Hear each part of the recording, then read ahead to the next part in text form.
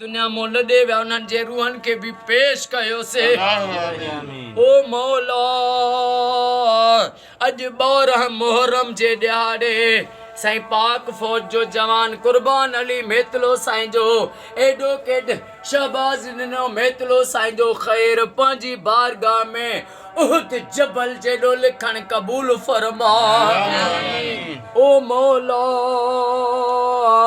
तोखे उन घड़ीअ जो वास्तो थो ॾियां जॾहिं मौला हुसैन जा सभु साथी शहीद थी विया, जॾहिं इमाम हुसैन पंहिंजे नाना जे दीन बचाइण ख़ातिर जॾहिं पंहिंजे सिर जी कुर्बानी ॾियण जे लाइ निकितो, वो अम्मा सैयदा ज़ैनब अम्मा ज़ैनब चवण लॻी भाउ हुसैन जेको बि वञे पियो उनखे सवार तूं पियो करे, पर जेको वियो त वरी मोटी न आयो लाशो आयो, अॼु तोखे सवार मां ज़ैनब थी कयां।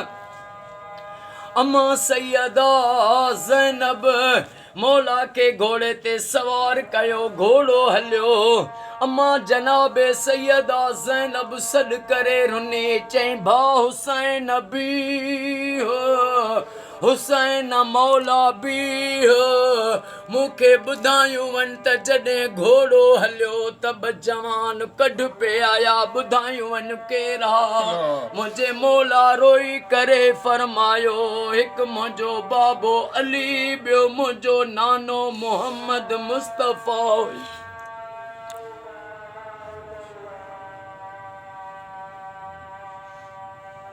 ओ मौला उन इमाम हुसैन जी कुर्बानीअ वारी घड़ीअ जो वास्तो थी कुर्बान अली मेतलो साहब खे शहबाज ॾिनो मेतलो साईं खे, उस्ताद इल्ताफ़ हुसैन मेतलो साईं खे, वज़ीर अली वॾेरो साईं खे, हिननि जे बचड़नि खे, अमड़े न्याणियुनि खे क़यामत ताईं आबाद फरमा, हिननि तो कुल मुश्किलातूं क़यामत ताईं दूर फरमा, हिननि जे रोज़गारनि में ज़ाहिरी ग़ैबी बरकतूं गंज गंज अता फरमा।